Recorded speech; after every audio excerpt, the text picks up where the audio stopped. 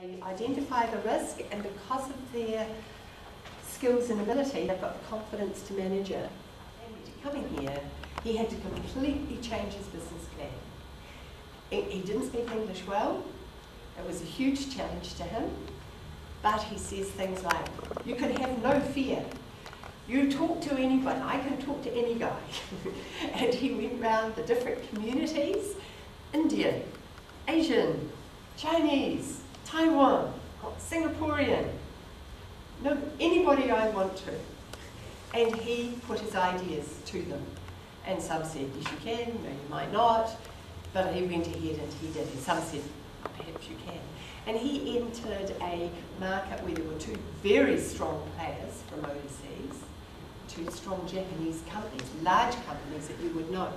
And within a year, I think, he had undercut them and got prices in that area down to 70% of what they were. But, I mean, that takes courage and nous. Another person who'd actually been here a long time, did have a lot of social capital, recognised his own weakness in English. So what did he do? He recruited a New Zealand partner. So the New Zealand partner had all the contacts with clients, employed all the staff, had his own company there. This person stayed here in partnership.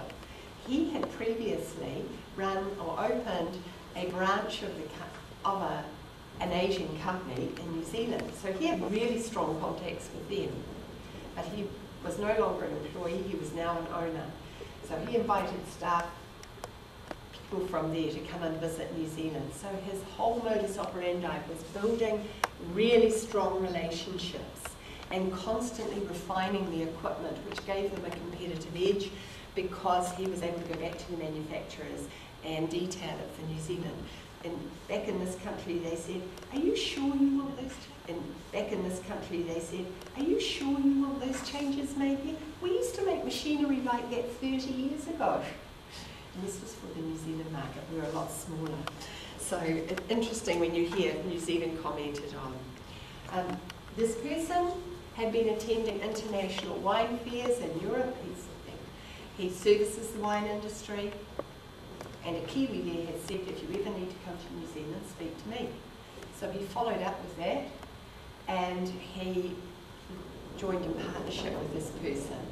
It's not as straightforward as it seems. You do have to be meticulous in your legal dealings, or there are pitfalls somebody else fell into. But it was an opportunity. So the social capital from a professional background really worked well to develop that, which meant they got the business. He just slipped in and carried on. He had introductions to business.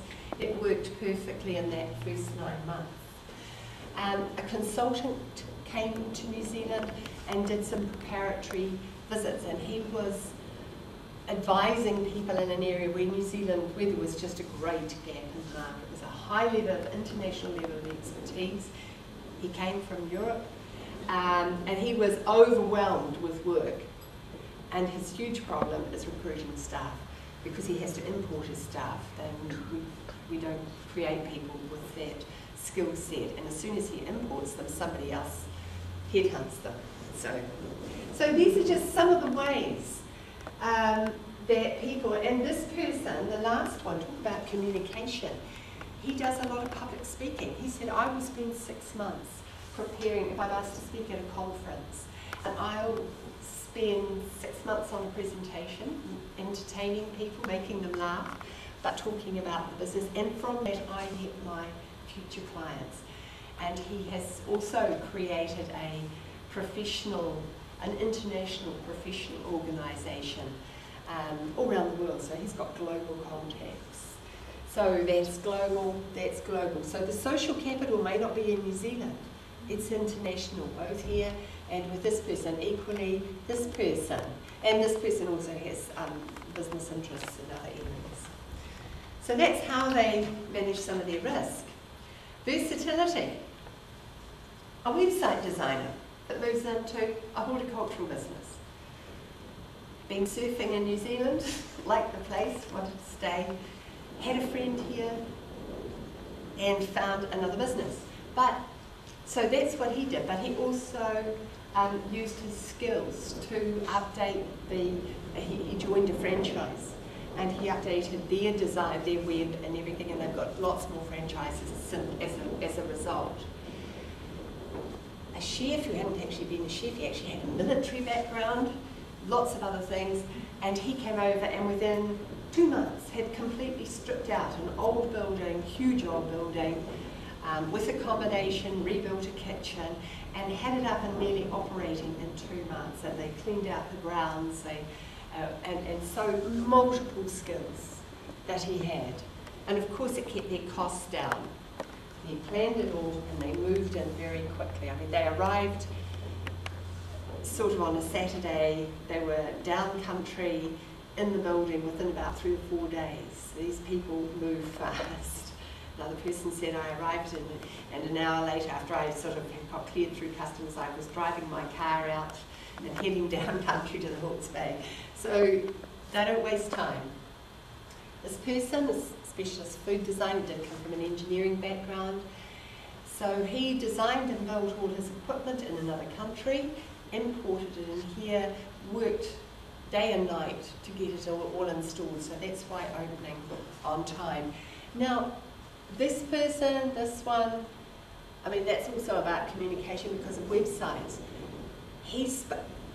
When these people came over here, there was a huge shortage of trade labour. So speed was important for them, for both of these people. Yet they had those communication skills. I mentioned that outgoingness, that people came and helped them immediately. And he would say, oh, we had this great local builder, and he had this great mate, this electrician, and they would sign it all off, and they're just great people.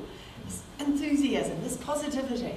And this person, oh, look, I wasn't sure, and I found out that I need all these permits, whereas I thought I could do the work myself, but I needed the permits.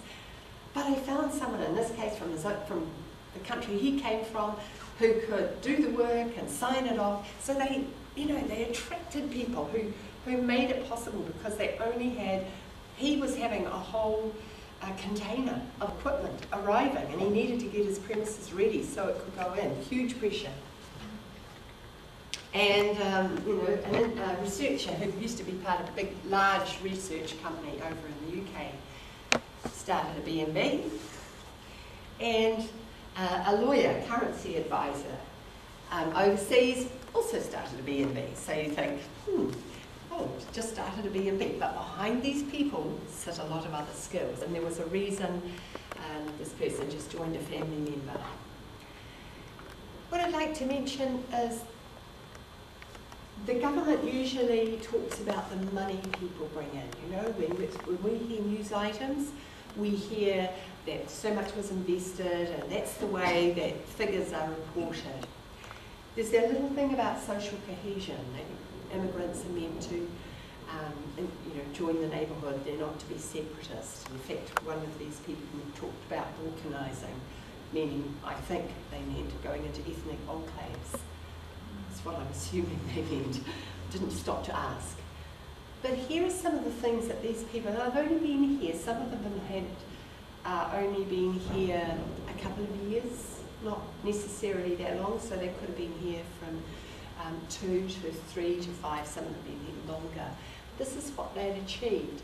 One person had help with the local, he was a keen, bike ride, what do you call those things? But not motocross, but you know what I'm talking about? Like Woodhill Forest? Excellent, thank you. So he'd helped the local community, he was keen, so they all got together and built local bike trails for the kids and everybody in the area and built a local park. Another person, right out in a country area where the average income is only $22,000 a year, offered once a month a charity dinner where he split the food and the wine with whatever charity that was who brought people in. Now, he was the only chef. And in his first year of business, he'd already contributed $4,500 back to that community off his own, I think, energy. There's a bit more to him, but we'll see that. Okay, other people might have been like a bed and breakfast, but they also became angel investors in clean initiatives. Somebody else in the health area provided counselling to groups. Another business became an informal embassy, they said, because new arrivals would come to their business. They said sometimes suitcase in hand, and we dispense advice and information to new immigrants. Because we find out if they were legal first, and then that's what they would do. But the whole family got involved in giving advice. Another person using their research background devised a very sophisticated way to research plan to count penguins on the west coast using schools, communities, drivers. Such a good and effective plan that they said they could use it for any kind of bird research, and she did that of her own volition. And in fact, the same person who did this was also, he and his wife, involved as a board of trustees member, joined the voluntary fire brigade, and started a local promotion committee for a small country community. And they'd only been there a couple of years. So when I said they're hardworking, I think this is it. So what's the significance? What am I claiming? But this is at this point I'm claiming. Contribution to the community, particularly the country communities which are losing populations. These people are coming back in and providing to the community. Social cohesion, the importance of human capital certainly confirms the Canadian studies I've seen, and Silicon Valley and Saxonian, the importance of human capital. New Zealand really only, as we can see in this room, allows people of the highest calibre to enter New Zealand. It's true, New Zealand has the highest standards for human capital for people entering any country. So, thank you. Social capital in the literature, the bulk of the literature, had always been seen as essentials. People had to come in, establish community networks, and then they would go on later, probably several years later, and establish a business. Social capital is important. We can see by those community networks. But it's actually, I think it's used differently. I think it's used much more, they need it to market with. I think Peter, it fits with the marketing entrepreneurial literature of there's a networking theory or diagram of how that works, and I think it fits that absolutely perfectly. McGowan and Co. What is unusual, and I haven't seen it put anywhere in the literature, so I have to go back and read because I wasn't looking for it, is that mentors are used really extensively in lieu of social capital. Because time is really limited, they have this ability to form relationships, and people volunteer to help them. So I think that's a little unusual. So they're attracted to immigrant entrepreneurs. I'm saying it's because of their cultural capital. If you're grown up and you're outward going, that's perhaps your nature or your family, then that may be part of the reasons. It's usually a characteristic of entrepreneurs that they're outgoing and that they're very good with communication skills. So that's a dimension of that, and it certainly was affirmed in this particular study. They do, as we go through the processes, in the first 6 months, of course, the very first 9 months, they're really stretched to establish their business and get that operating. And as time allows, they work very deliberately to establish networks. By the way, you never come to New Zealand to get rich. You never, ever. No immigrant comes here. It's only lifestyle that attracts people. You come here to support New Zealand. I think we're anyway. So I think there's an emerging dimension of cultural capital. As I say, someone else has called it psychological. But the fact that I think only some people are going to succeed, but you have to be so determined, so persistent, and optimistic. Thank you, ladies and gentlemen. Any questions?